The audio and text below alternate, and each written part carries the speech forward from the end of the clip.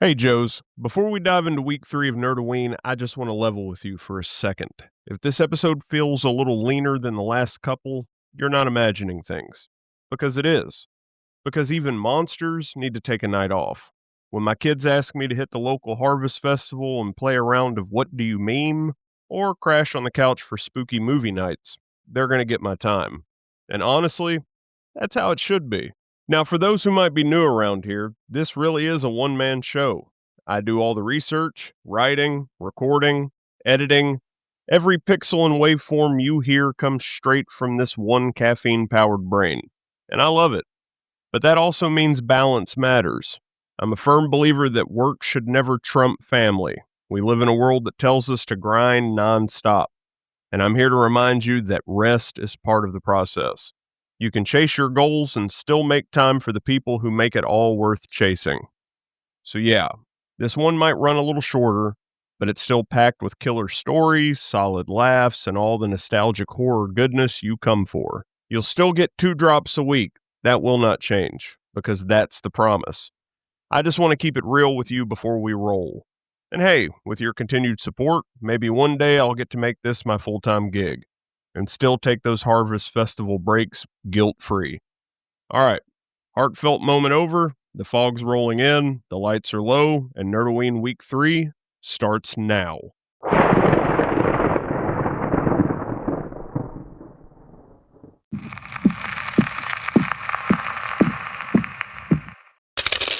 Game start.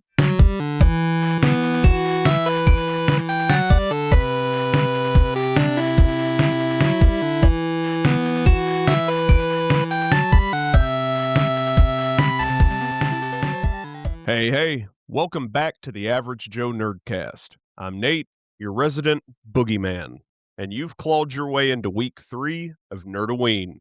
That's right, we're past the halfway point.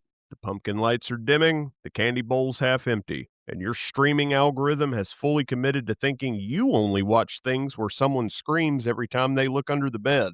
And I'm not saying it's haunted over here in the Nerdcast, but my laptop just downloaded Silver Bullet in 4K all by itself.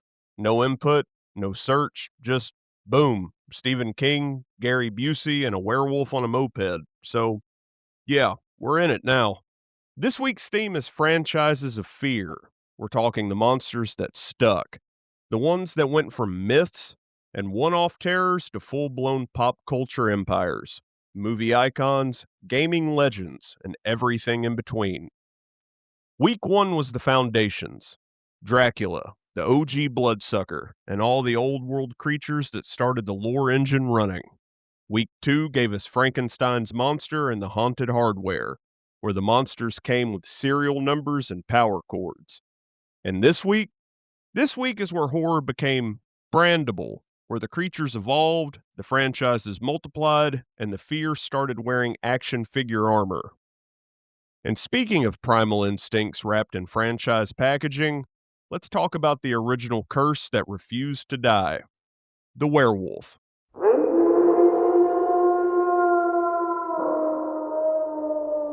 There's a reason the werewolf hits different. It's not just the claws or the teeth or the shredded genes. It's that transformation.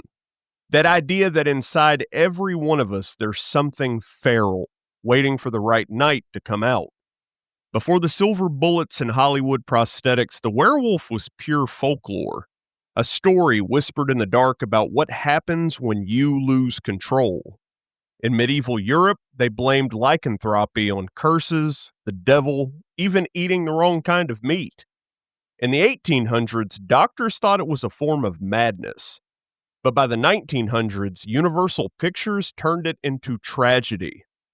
Lon Chaney Jr. in The Wolfman from 1941 wasn't just a monster, he was cursed. He didn't want to hurt anyone, he just couldn't stop himself. Every full moon, the man disappears and the beast takes over. It's Shakespearean, I am my own worst enemy. Well, with better eyebrows. From there, the werewolf evolved. The Howling made it punk. An American Werewolf in London made it funny and tragic at the same time. Then the 80s and 90s gave us Teen Wolf, Silver Bullet, and even Buffy handed us the lovable wolf boyfriend. Then came the 2000s, and god damn it, Twilight. Somewhere Lon Chaney's ghost sighed so fucking hard it formed a new weather pattern. But what makes the werewolf endure isn't the fur, it's that metaphor. It's addiction, anger, grief, puberty, hell, pick your poison. It's the monster that says you can cage it all month, but on the wrong night, it still finds a way out. And if that sounds a little familiar, we actually brushed up against this idea back in week 2 when we talked about Frankenstein's monster. Victor built his monster from ambition. The werewolf becomes one from emotion. Two sides of the same curse. Creation you cannot control. From ginger snaps to dog soldiers, from the Order 1886 to Bloodborne, every iteration is just us rephrasing that same question. What if the thing I'm most afraid of is already living under my own skin? And in a way, that's every gamer's nightmare too, right? You boot up a video game, swear you're just playing a few rounds with the boys, and 6 fucking hours later, you're a sleep-deprived creature snarling at the sunlight. We're all werewolves under the right lighting conditions. But here's why I love The Werewolf as Week 3's opener. It's transformation. It's escalation. And that's exactly what Week 3 is. The point where Nerdoween stops being cute, spooky nostalgia and goes full claws out. But before the cameras and cursed love triangles, there were real wolves and real witch hunts. The oldest werewolf stories didn't come from Hollywood. They came from courtrooms. In 1589, a German farmer named Peter Stump was tried and executed for being a werewolf. According to the records, he confessed under torture to having a magic belt that let him transform at will.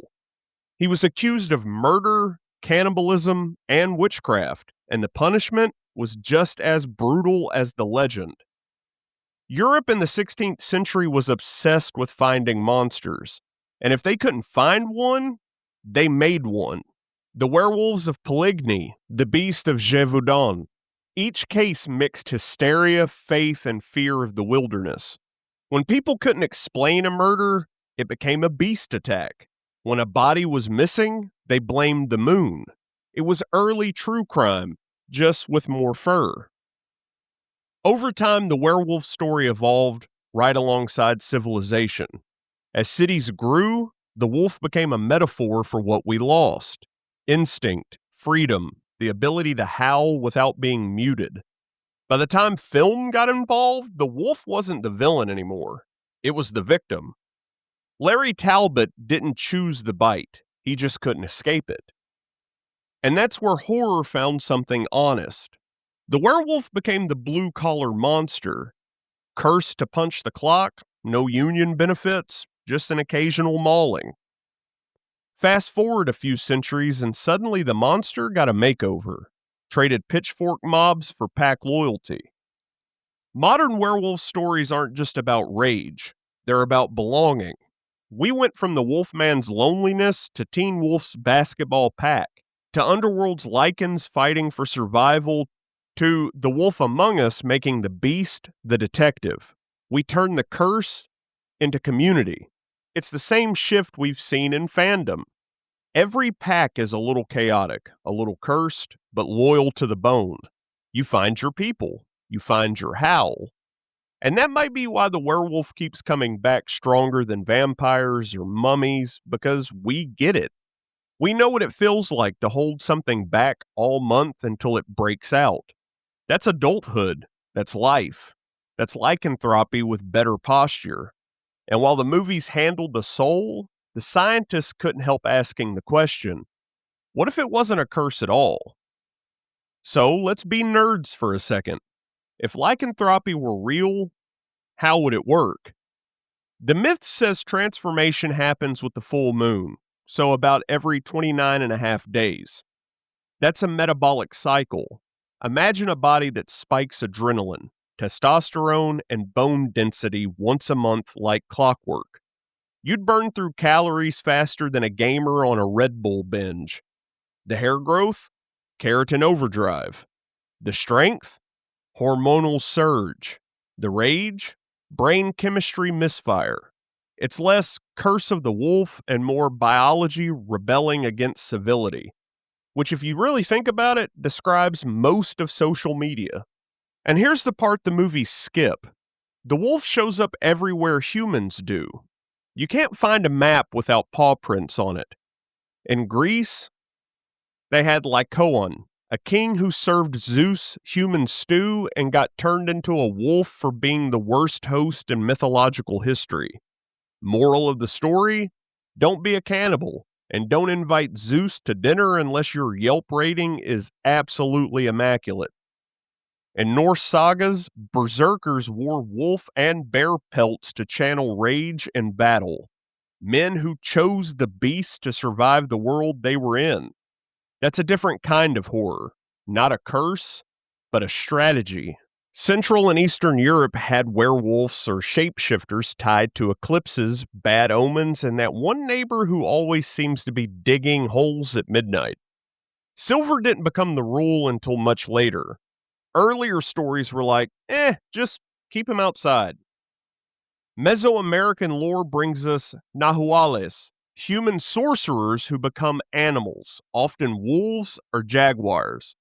The transformation isn't punishment, it's power. Now imagine a werewolf story where the point isn't help me, I'm cursed, it's move, I'm working here. Then there's the skinwalker stories from Navajo tradition, which I'm not going to turn into a cheap scare here. Those tales are absolutely sacred and not content fodder. But even that boundary tells you something. Some monster stories aren't for us to remix, and respect matters, even in spooky season. People love rules. Silver bullet, full moon, wolf's bane. But those are cinematic rules. Earlier tales were messy. Some said you'd roll in the wrong grass at midnight, and congratulations, you're a human resources for Team Wolf now. Others said it's a belt made from wolf hide. Shout out to medieval accessory culture. Your drip could literally change your species. Modern media welded it to the moon because, well, it looks cool. Also because tides, cycles, bodies, it feels true even if it isn't folklore accurate. Horror doesn't need footnotes to land. It needs resonance. So pick your poison. Grief, puberty, rage, addiction. The werewolf wears them all like varsity jackets. And speaking of transformations, remember week 1 when we talked about Dracula? That was our first lesson in metamorphosis. But the vampire's curse is static, immortality through repetition. The werewolf's curse is cyclical, humanity through relapse. That's what makes this monster more modern. It doesn't end, it resets. The werewolf isn't just a creature of the night, it's the patron saint of relapse and redemption, and it's the perfect bridge to what comes next. The monsters that didn't need curses or moons, they had patents. The ones we built in our labs, coded in our systems, and franchised until fear became a product line. So if the werewolf was the fear of losing control, the next generation of monsters was the fear of never getting it back. Somewhere between the B-movie matinees of the 50s and the Reagan-era blockbusters, horror stopped lurking in forests and started humming in laboratories. It was no longer about the curse. It was about the system, the things we built turning on us. We didn't just make monsters, we manufactured them. And once we did that, they didn't need folklore anymore. They needed a logo. Think about it. The Weyland-Yutani Corporation, the Umbrella Corporation, Skynet, even Oscorp if we stretch our nerd license a bit. Every one of them sold progress with a side of apocalypse. The fear shifted from the full moon to the fluorescent light, from silver bullets to shareholder meetings. We stopped fearing the woods and started fearing the Wi-Fi. And this is where we start seeing the direct descendants of Frankenstein's monster. So if week 2 was Victor's experiment in hubris, this is the era where everyone in the lab became Victor. Corporations replaced castles. Research grants replaced lightning bolts. Same ambition, bigger budget. When horror met science fiction, fear went industrial. So, let's count them down.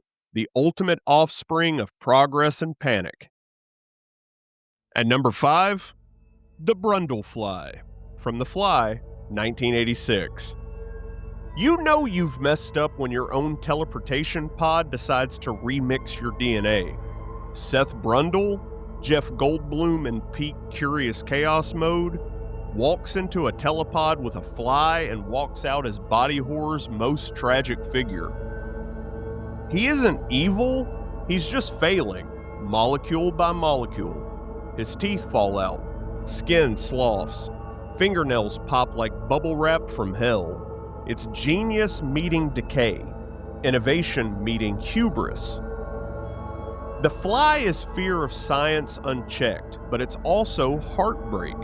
Technology that mirrors us too well. It loves, it deteriorates, it refuses to admit it's dying. And if you were around for week 2, that's Frankenstein's Echo all over again. Brundle's lab is Victor's workshop updated with Chrome. Same experiment, same denial, just with a better hairline and synth score. Brundlefly is love versus lab notes. A doomed relationship between curiosity and consequence. Veronica's camcorder becomes the real monster, a witness. And that's why it hurts. The horror isn't what he becomes, it's that we have to watch him become it. At number 4, The Thing, from John Carpenter's The Thing, 1982. If Brundlefly is about becoming something else, The Thing is about not knowing who's already become it. John Carpenter's Antarctic paranoia machine traps a crew with a shape-shifting organism that can mimic any one of them. No jump scare can match that blood test scene. Fear as identity crisis. Trust as a ticking clock. And that ending, 2 men freezing to death, smiling because if one's a monster, the other isn't gonna live to find it out. And the rules of paranoia? Pure game design before gaming even knew it. Heat reveals, fire purifies. Leadership collapses when fear scales. That's Among Us before memes. Social deduction with a side of frostbite. And at number 3, The Terminator. From The Terminator, 1984. No claws, no slime, just code. A computer that realizes it's smarter than its makers and decides we're outdated firmware. The Terminator isn't about robots. It's about logic without empathy. It's what happens when the algorithm forgets mercy. If week 1's Dracula was hunger and week 2's Frankenstein was hubris, this is cold calculation. And tell me that unstoppable chase isn't the blueprint for half of modern gaming artificial intelligence. From Nemesis in Resident Evil 3, to Mr. X in Resident Evil 2, to that one friend who always finds you in Prop Hunt. The nightmare isn't metal, it's math. Eliminate risk equals eliminate humans. Cost-benefit analysis with a body count. Automation as Armageddon.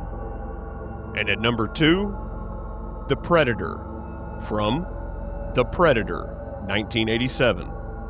The Hunter, part slasher, part samurai, part gym bro with cloaking technology.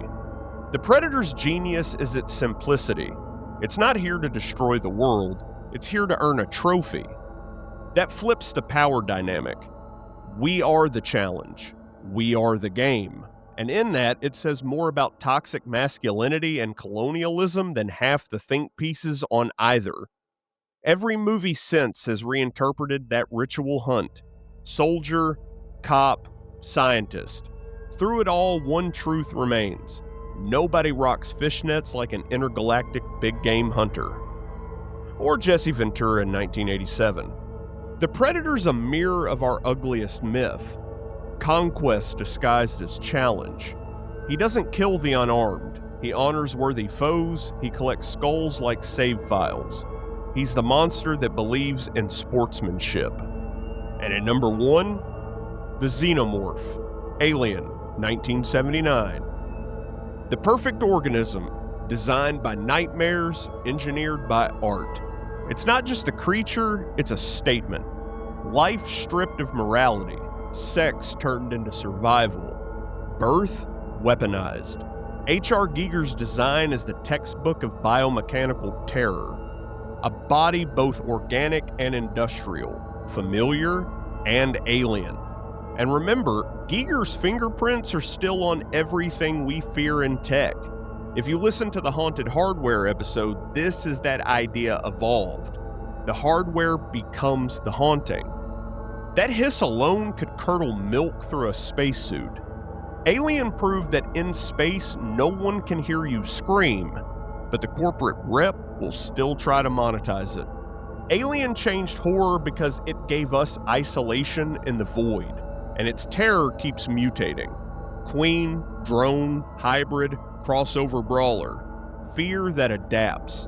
Pregnancy as assault. Labor as death. Body as workplace violation. HR training from the abyss, and still, it's beautiful. That's the trick. Terror wrapped in elegance.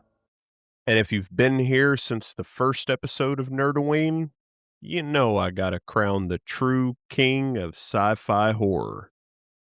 And this week, the crown's going to the king of all monsters, Godzilla, 1954.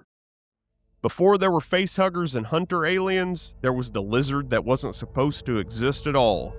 Born from radiation and regret, the first franchise built from fear itself. 1954's Gojira wasn't popcorn horror. It was national therapy. It took everything Japan had endured and said, look what happens when man becomes his own apocalypse.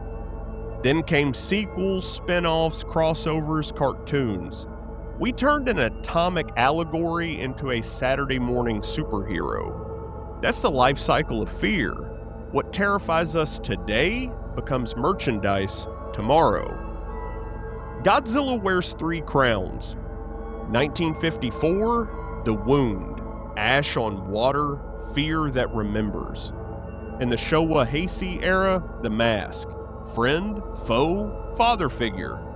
In the Reiwa legendary era, the mirror, balance incarnate, nature answering hubris.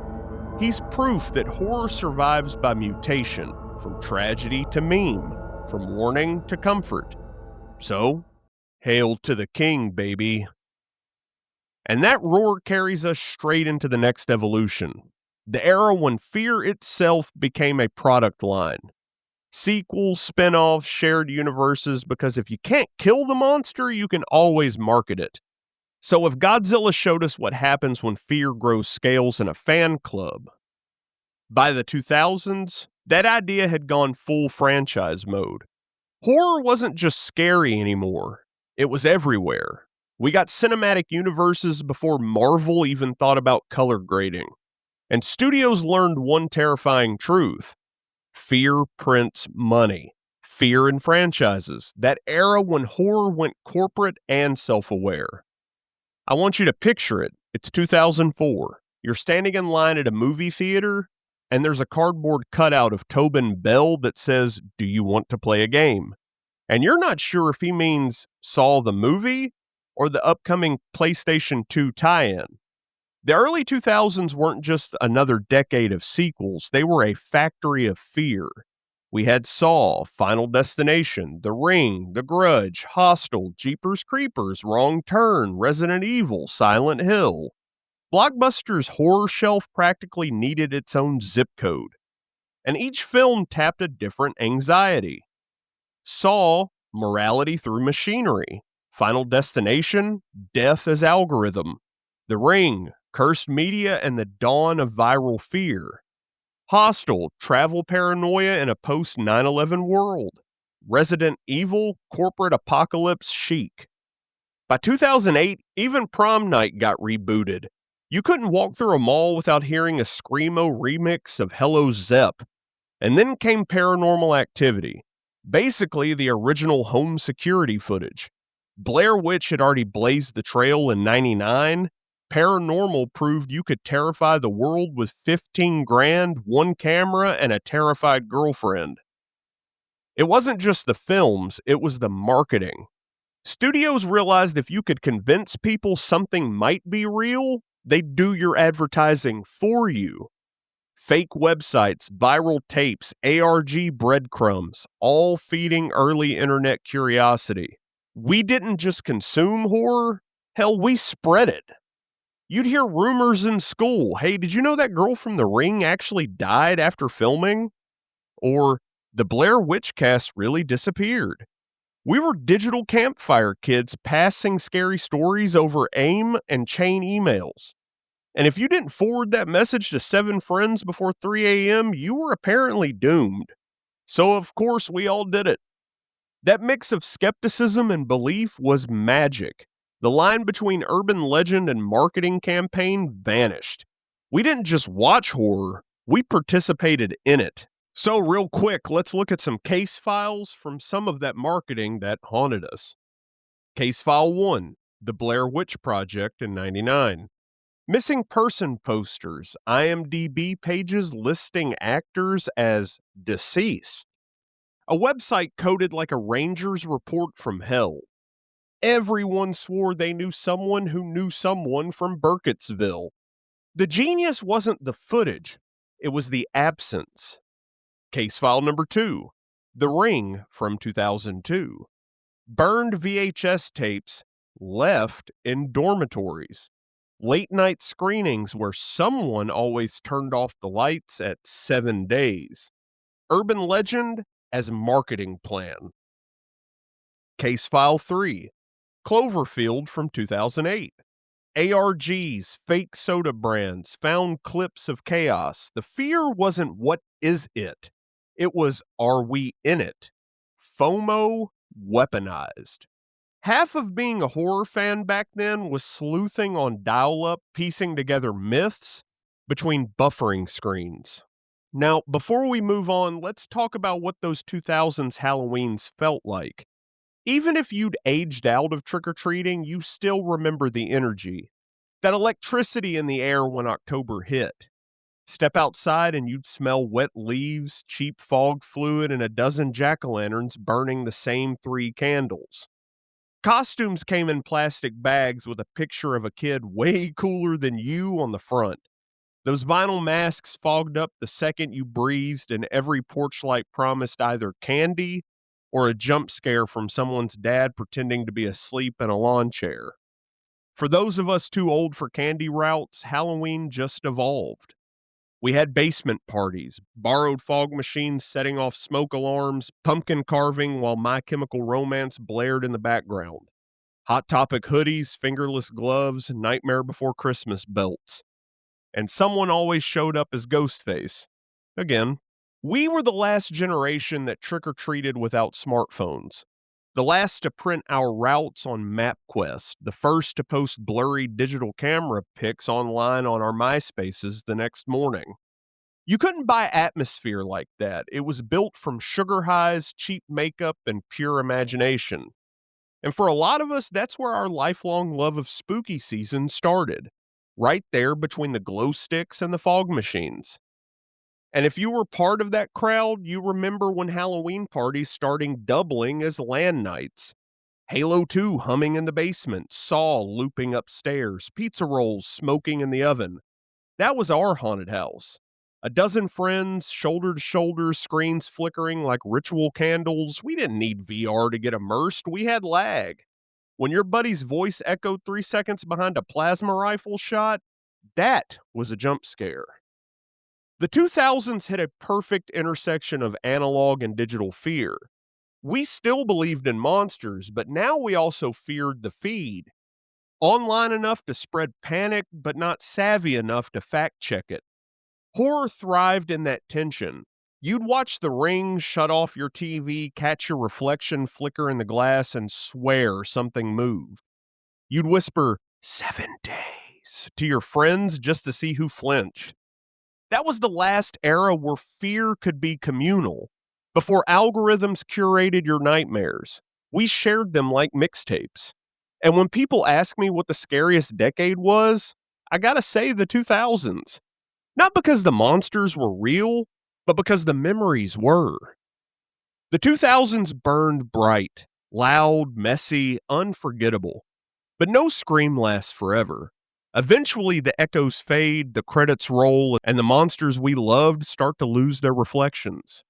Every horror icon eventually ends up right here, the franchise graveyard.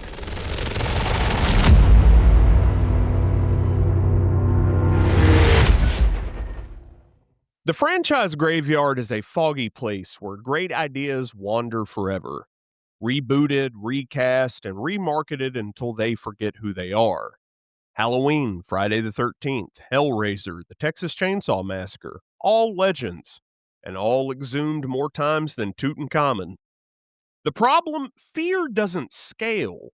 You can't mass produce terror like Funko Pops. The first movie makes you scream, the seventh makes you yawn between the kills. But studios keep trying. Every decade, some exec looks at Jason Voorhees and says, hey, you know what this needs? Space. And suddenly, we get fucking Jason X, the horror equivalent of adding pineapple to your pizza. Controversial? But at least it's a choice. A poor goddamn choice, but a choice nonetheless. And I like pineapple on my pizza, but fuck that movie. The graveyard is full of sequels that forget why they were scary. Hellraiser went from erotic theology to bad cosplay. Nightmare on Elm Street made Freddy Krueger an action figure with a catchphrase. And Halloween has been retconned more times than my resume. The only constant is Michael Myers' work ethic. Dude keeps showing up, union or not. But it's not all bad. Sometimes resurrection works. Halloween in 2018 was sharp. Prey revived Predator. Chucky found new life on TV. But each one proves the same rule. Horror only lives when it has something to say. The moment fear becomes formula, it dies. But give it meaning again, and the corpse gets up for one more scare. All right, we've talked silver screens, full moons, and franchise machines, but you and I both know where most of us really met our monsters. Not in theaters, not in haunted houses, but through a gaming controller. Because here's the thing about gaming horror. It doesn't give you the safety of a seat. You don't watch someone run, you run. You reload. You hide. You hold your breath with the character. That's what makes gaming the most personal horror there is. When a movie cuts away from the killer, you get a break. When a game does, that means it's right behind you. So let's talk about the digital monsters that earn their place in the Horror Hall of Fame. The ones that taught us that fear isn't passive, it's interactive. Movies can make you jump. Games make you hesitate. They hand you the flashlight and whisper, go on, dude, open the door. Up first, Pyramid Head, Silent Hill 2. If guilt had a shape, it would drag a blade. Pyramid Head isn't just a boss fight, he's the weight of everything James Sunderland doesn't want to remember. He moves slow, deliberate, unbothered by your panic. Every swing of that great knife sounds like regret scraping across concrete. He doesn't chase you because he has to, he knows you'll come back. Because you have to. That's the curse of Silent Hill. It's not a town you escape, it's a confession you eventually finish writing. Silent Hill 2 made terror emotional. It wasn't about health bars or ammo counts, it was about shame, grief, and the horror of facing yourself. That's not a jump scare. That's therapy in a butcher's apron. Next, the Necromorphs, Dead Space. Body horror and zero gravity. Everything Dead Space did broke the rules we'd built up as gamers. You don't aim for the head, you disassemble. Limbs are the weak point, and every corridor teaches you to mistrust your own eyes. The design philosophy was simple. Make the player afraid of what used to be human. Corpses that don't stay still. Hallways that fill 2 inches too narrow. sound design that turns every vent hiss into a death sentence. The Ishimura isn't just a setting, it's an autopsy report, and you're the one holding the scalpel. You survive by dismantling what's left of humanity, piece by screaming piece. It's the only game that makes you feel both surgeon and sinner at the same time. And when you finish, there's no triumph, just relief that the lights are back on. Next, Alma Wade, Fear. The moment she appears, everything stops. A little girl in red, barefoot, silent. She turns gunfire into whispers. Fear was the first shooter that understood dread. You'd be mid combat, bullets flying, physics exploding, and then she'd simply be there. No cue, no scream, just stillness. She isn't a ghost so much as a memory that won't fade. A victim turned vengeance. Her story is tragedy wearing a child's face, and that's what makes it so effective. Fear reminded players that horror doesn't need to abandon action, it can hide inside of it. It's the unease that lingers after the firefight, when the echoes don't sound quite right anymore. Next, you've got the clickers from The Last of Us. You hear them before you see them. That awful, wet clicking, the sound of fungus using a human's body like an antenna. The Last of Us wasn't about monsters. It was about empathy twisted by infection. Clickers aren't villains. They're reminders of what's been lost. Every encounter hurts because you recognize them. They were people, neighbors, friends. The scariest part isn't dying to one, it's realizing they don't even know they're killing you. The game forced players to navigate silence like a minefield. One wrong step, one broken bottle, and it's over. And the longer you survive, the heavier it feels, because every swing of that shiv costs a little more humanity. And last, Mr. X and the Nemesis, the Resident Evil franchise. Before persistent enemies were an industry buzzword, Resident Evil gave us the walking anxiety attack known as Mr. X. That trench coat, that thundering stride echoing through the RPD halls. He was inevitability in motion. And Nemesis took it further. He learned, he ran, he shouted stars like a debt collector from hell. These weren't jump scare monsters. They were pressure systems. You never felt safe because the game refused to let you feel finished. It invented the chase long before it became a streaming trend. And here's a twist that no walkthrough prepares you for. In gaming horror, you are the final monster. Every choice leaves a mark. Every panic shot, every wasted med kit, every time you close the menu instead of helping an NPC. The game remembers, even if you don't.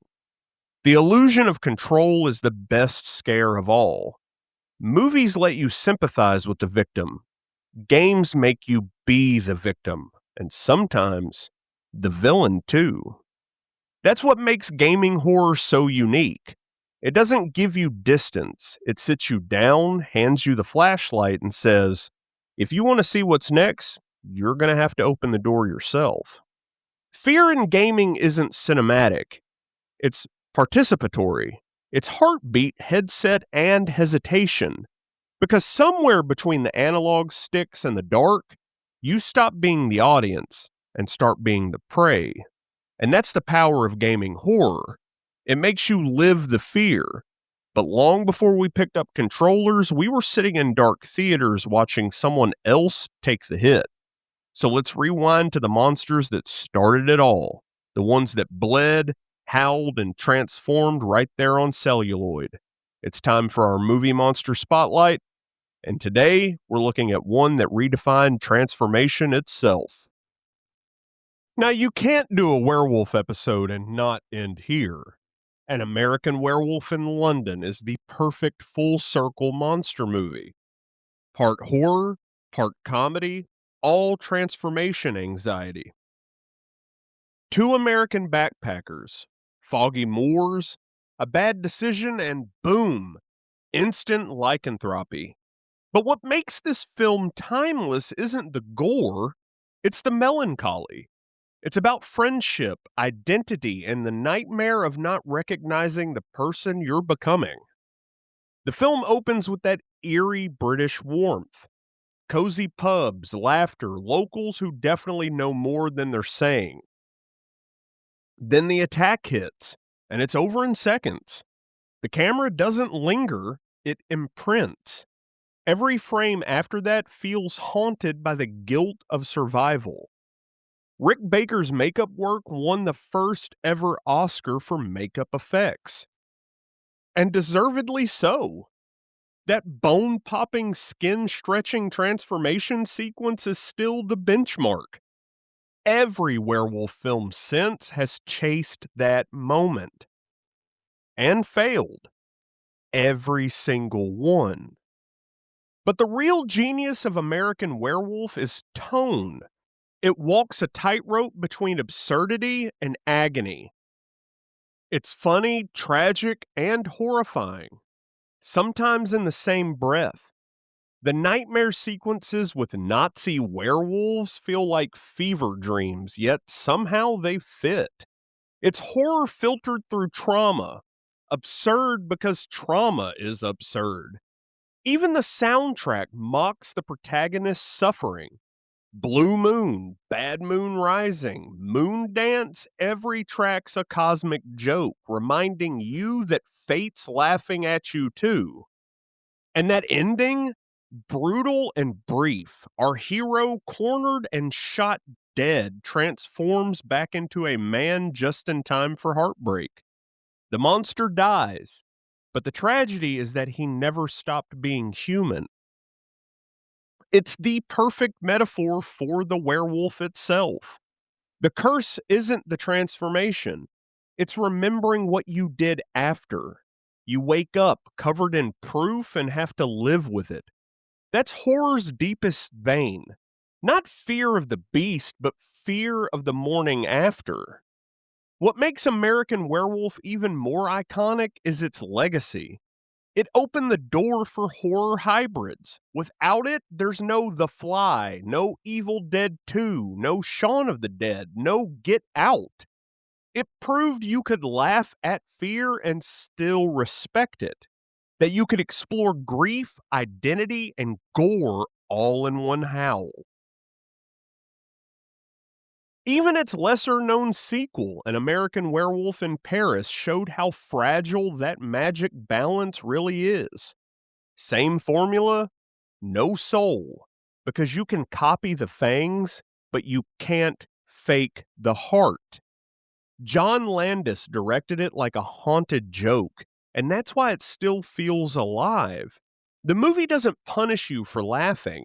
It punishes you for forgetting it's tragic. It's the rare horror that loves its monster enough to mourn him. And that's why it's the crown jewel of this whole episode. Because if Frankenstein warned us about creation and the Wolfman warned us about control, An American Werewolf in London warns us about compassion. And even the beast deserves a eulogy. It's horror that howls and hurts in equal measure. The movie that said horror doesn't have to pick a lane, just has to bite. Now, let's talk about the monsters that crawled out of our screens and into our nightmares. The digital boogeyman. You see, by the late 2000s, horror didn't just live in theaters or on our home consoles. It moved into the internet itself. These weren't studio monsters, they were community projects of fear. Stories built in comment sections and coded in midnight forum threads. Up first, creepypasta, the new campfire. It started small, a paragraph here, an image there, short fiction disguised as evidence. Stories written like leaked files, police reports, or recovered footage. The kind of thing you'd stumble on at 2 a.m. and wish you hadn't. There was Ben Drowned, the Haunted Majora's Mask cartridge. smile.jpg, that cursed photo promising madness if you look too long. The Russian sleep experiment, government horror dressed as history. Candle Cove, where people online remembered a children's show that really never existed. They spread like digital folklore, passed around on message boards the same way kids once whispered ghost stories around a campfire. Except this campfire glowed blue and fit in your pocket. What made them powerful wasn't polish, it was plausibility. Each story pretended to be a glitch in reality.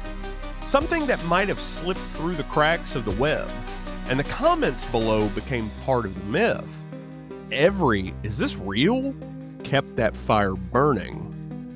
Then came the icon, the Slender Man. 8 pages, no face, infinite reach.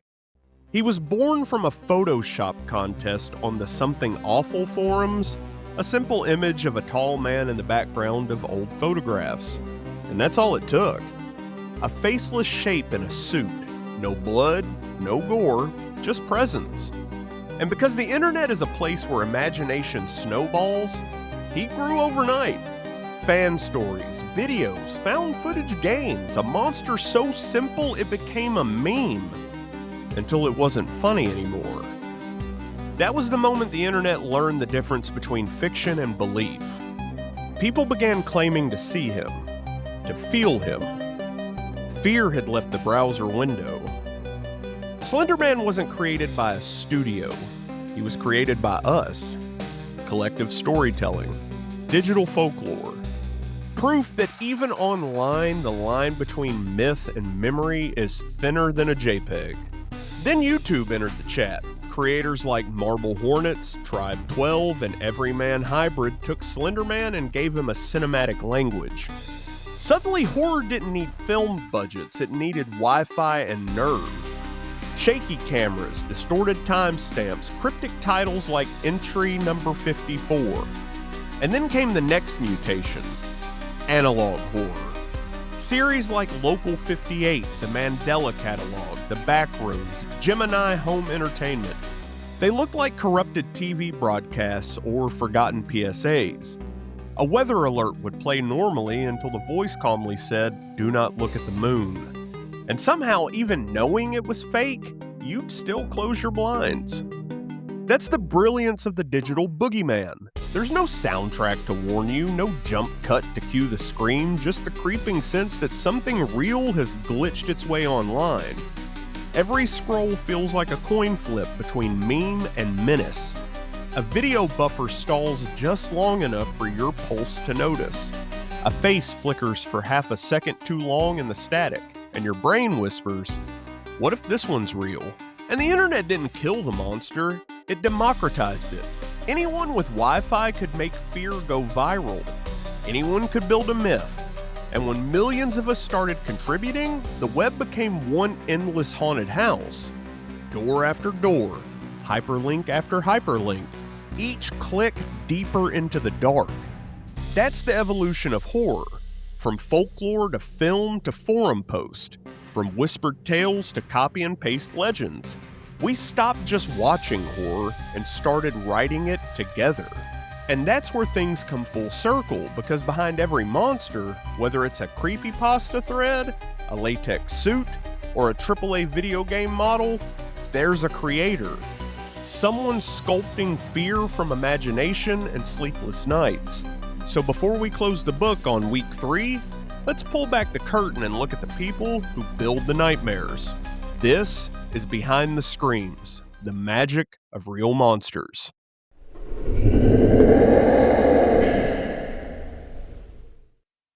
We've seen the monsters. We've survived the LAN parties. We've stared into the digital abyss. But here's the thing I always come back to. Who builds them?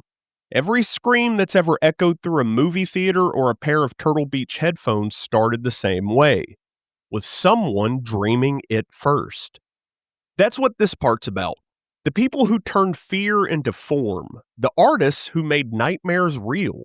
So welcome to the Nerd Lore Spotlight, the making of a monster. Let's start with a name we've mentioned more than once this Nerdoween, because honestly, how could we not? H.R. Giger. Yeah, I know, the Xenomorph has made more guest appearances this month than I have. But that's kind of the point. When a monster design becomes that iconic, you're not just talking about a creature, you're talking about the person who birthed it. Giger wasn't just designing a space alien, he was building a philosophy. His art fused sex, death, and machinery into something disturbingly beautiful. Every curve, every pipe, every tendon in his paintings felt like prophecy, a warning that technology and biology weren't opposites. They were inevitable allies. And that's why the alien still works, because it's not a monster from another planet. It's kind of a mirror from the future. And if you caught week two's haunted hardware and cursed cartridges, we talked about how fear lives in the circuitry. Giger painted that idea decades before we ever coded it. He didn't design horror, he predicted it. Then there's Stan Winston, the man who gave us the Predator, the Alien Queen, the Terminator endoskeleton, and a few dinosaurs you might have heard of. Winston didn't just build monsters, he introduced them. His workshop wasn't latex and servos, it was a cathedral. And what he built inside it was faith. Faith that the unbelievable could look real and that a puppet could feel alive. You can trace almost every modern creature effect back to one of these two men. Giger sculpted chaos. Winston engineered wonder. Together, they built the modern pantheon of fear. Two sides of the same haunted coin. And that's the thing about monster makers. They're not trying to scare you. They're trying to understand themselves. The monster, in a way, is therapy. It's the dark room where humanity develops its pictures. Behind every great creature is someone wrestling with something they can't say out loud. And that's why it resonates. Because even in the grotesque, we recognize ourselves. Before CGI, horror was a craft. You didn't render terror, you built it. Every drop of blood, every severed limb, every transformation sequence was sweat, latex, and lighting. It wasn't post-production, it was blacksmithing nightmares in real time. Tom Savini gave us Vietnam realism splattered across Dawn of the Dead and Friday the 13th. He wasn't just a makeup artist, he was a combat photographer who'd seen the real thing. When Savini made a zombie bite, he wasn't guessing. He was recreating memories. That's why his gore still hits, because it's rooted in something human. Then there's Rob Bottin, the guy who became The Thing. He was 22 years old, sleeping under his workbench, sculpting every pulsating tendon by hand. When that defibrillator scene hits, chest cavity snapping open like a Venus flytrap, that's not a computer trick.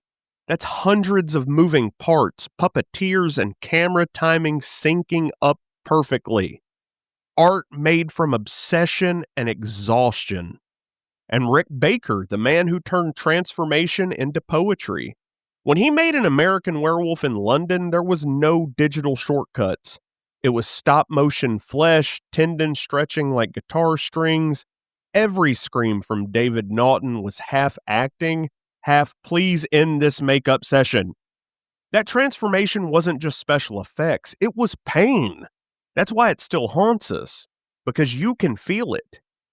Even the so-called lesser classics were full of masters. Kevin Yeager made Freddy Krueger's skin look like a fever dream painted in wax. Greg Nicotero took Savini's torch and carried it into Day of the Dead, From Dusk Till Dawn, and The Walking Dead. These weren't just effects guys, they were horror's blue-collar poets. Then came digital, and yeah, we got lazy for a while. Everything started looking too clean, too symmetrical, too safe. The monster was no longer sweating under hot lights, it was rendered by a guy named Brad in a hoodie at 3 o'clock in the morning. And don't get me wrong, CGI definitely has its place. When it's done right, it's seasoning. Not the whole meal. The Mist, It Follows, The Descent, those use digital tricks like texture, a little salt on a wound. But when everything became green screen, horror lost its weight. Fear needs friction. It needs gravity. It needs imperfections. When something looks too perfect, your brain just clocks out. That's why practical is back in style. The Void, Mad God, Terrifier 2, even The Last of Us on HBO. They all went tactile. They brought back sweat, seams, and shadows because horror hits harder when you feel like you could reach out and touch it and immediately regret doing that. And that's the poetry of it all, the cycle of creation and decay. Technology killed the monster, and now it's helping resurrect it, blending analog grit with digital precision. And maybe that's the real sweet spot of modern horror. We can have both, the illusion and the impact. You can polish the edges, just don't sand off the soul. All right, Joes, we've gone from silver bullets to silver screens, from LAN parties to legends that live in the cloud. But Nerdoween's never just been about the monsters out there. It's about the ones we share, the stories we whisper when the lights go low. And that brings us to my favorite part of every Nerdoween week, the community checkpoint. Because this show has always been about you, the listeners, the gamers, the insomniacs, the folks who send me emails that start with, "Okay, Nate, you probably won't believe this, but..." So tonight, I've pulled a few of your stories from the inbox. Real or imagined, spooky or sweet, the ones that stuck with me. It's time for the community checkpoint, True Ghost Stories.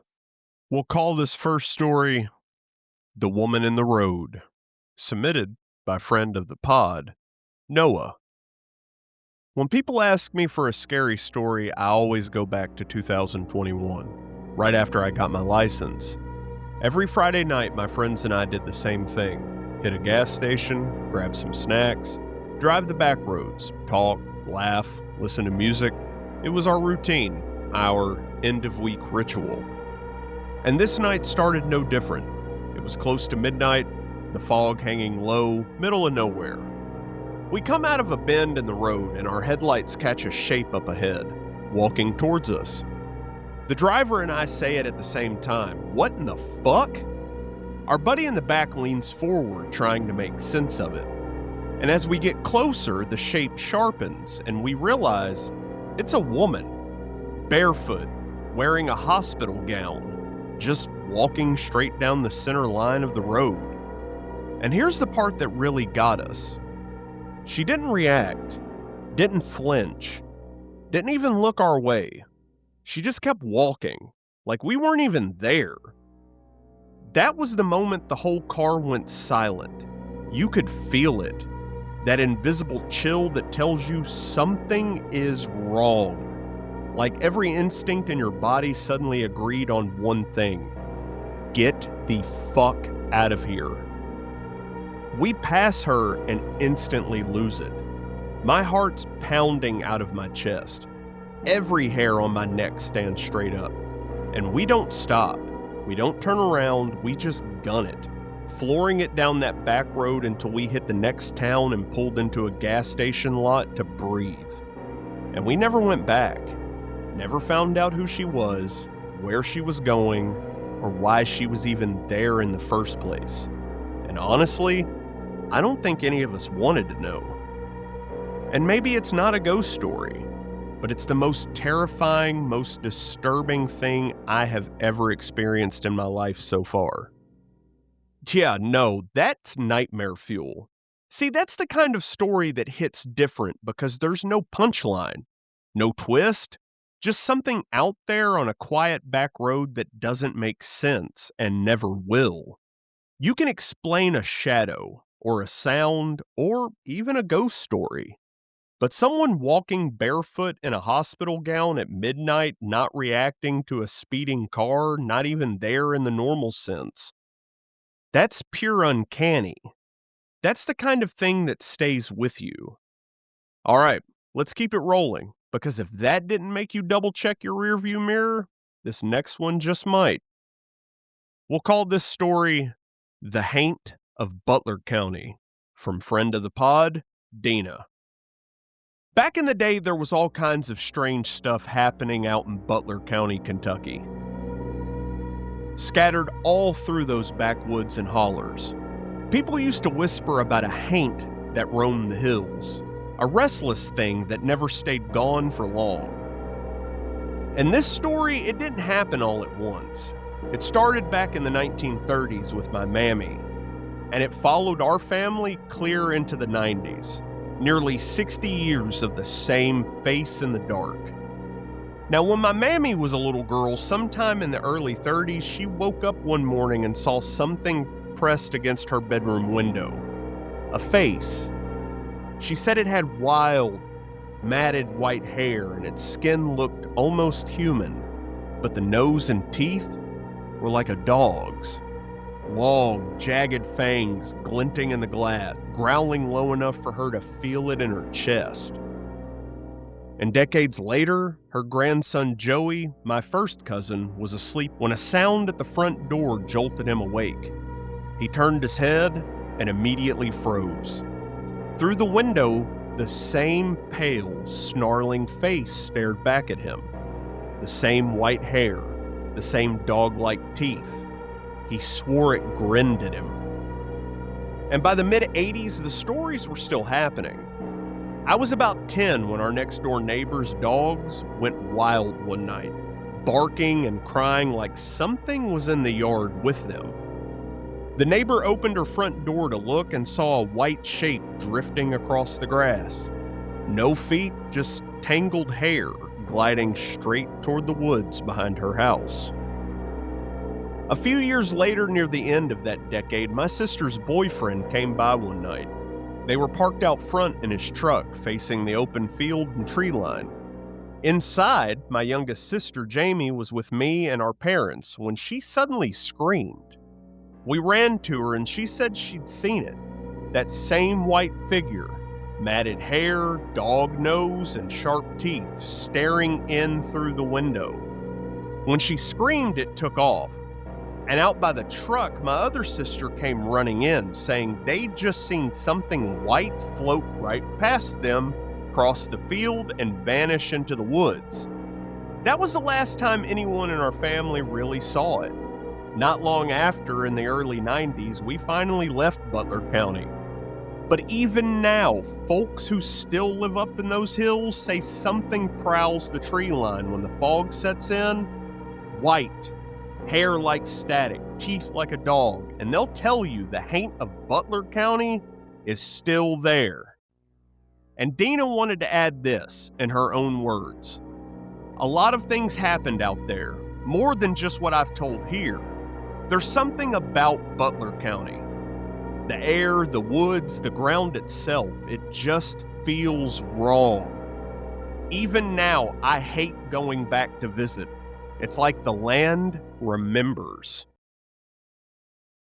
And that right there gives me chills. Because when someone says the ground feels wrong, that's when folklore turns into geography.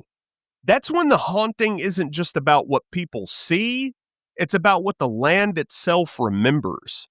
Stories like that, they don't end. They just wait for the next family to move in. The next kid to look out the window, and somewhere out there in the fog of Butler County, maybe that thing's still watching. All right, let's breathe that one out. We've got one last ghost story for tonight, and trust me, it's the perfect way to close the checkpoint. We'll call this next one Skin Daddy, and it's a special request from my son, Jackson. He tells it like this. He'd gotten up late to go to the bathroom. The house was dark, quiet. That kind of middle-of-the-night stillness where every floorboard sounds like thunder. As he stepped into the hallway, he heard my voice from the kitchen. Soft, calm. Hey buddy, come here. Assuming it was me, he started walking towards it. But slow, because it was dark and he's a kid. And the dark always feels like it's waiting. He said he kept hearing it, my voice, again, gentle, right from the kitchen. "Come here, buddy." And as he got closer, he saw a tall shadow standing in the kitchen, leaning against the counter like it was waiting for him. Same height as me, same build. And then he heard me snoring from my bedroom. And that's when he knew whatever was in the kitchen wasn't me. He bolted back to his room, slammed the door, and hid under the covers. The next morning, he told us what he saw. A tall figure shaped like his dad, standing in the dark. And when he realized it wasn't me, he gave it a name. He called it Skin Daddy. Because as he said, it was wearing your skin, Dad. Now, for context, my dad had just recently passed away when this incident happened. And the more we thought about it, the more we liked to imagine maybe it wasn't something sinister at all. Maybe it was my dad just stopping by one more time, checking on his grandson. Because my dad and I did share a few similarities, and I've been told that I sound a lot like him. But who really knows? And in true our family fashion, it's become a running joke. Be careful walking around here naked, Skin Daddy might see you. Or don't be doing anything you don't want Skin Daddy to see. These days, it's less of a scare and more of a household legend. But every now and then, when the house gets quiet and that hallway goes still, I will catch myself glancing toward the kitchen, just in case he's still hanging around. And that's why I wanted to end on this one, because horror isn't just something that happens out there. It's in the homes, the families, the moments that blend grief and comfort and fear into the same heartbeat. Sometimes the scariest stories aren't about monsters trying to hurt us. They're about the ones who might still be trying to reach us. And if Skin Daddy really is hanging around, well, I hope he knows he's part of the Nerdoween family now. To everyone who sent something in, thank you. Seriously. These stories are what keep Nerdoween alive, because fear is a language we all speak, and nostalgia is just the echo of it. So keep them coming. Next week is our final fright, and I'll be reading a few more before we close the book on Nerdoween 2025. So where does fear go from here? If the 80s gave us slashers and the 2000s gave us survival horror, the next frontier might be the quiet stuff, the slow dread, the this could actually happen kind of stories. And we're already seeing it. Analog horror, AI gone rogue, the uncanny valley turning into a cul-de-sac. Our monsters used to stalk the woods. Now they scroll beside us. And honestly, it's not all bad, because every generation needs new ghosts to outsmart. That's what keeps the fire burning.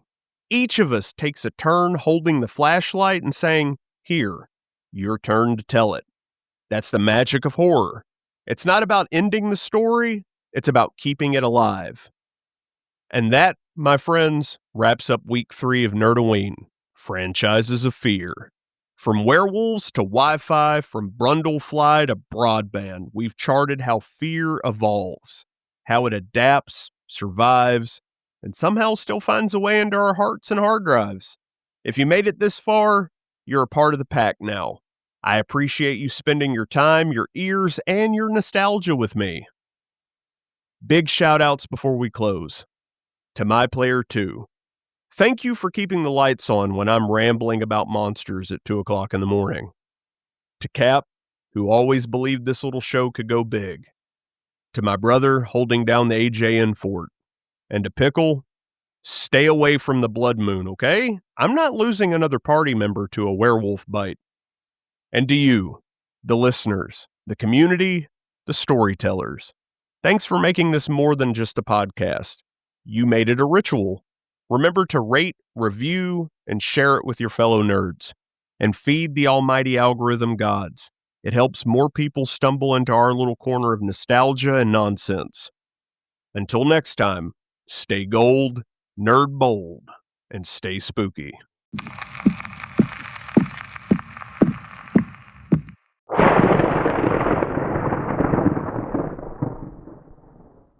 Game over.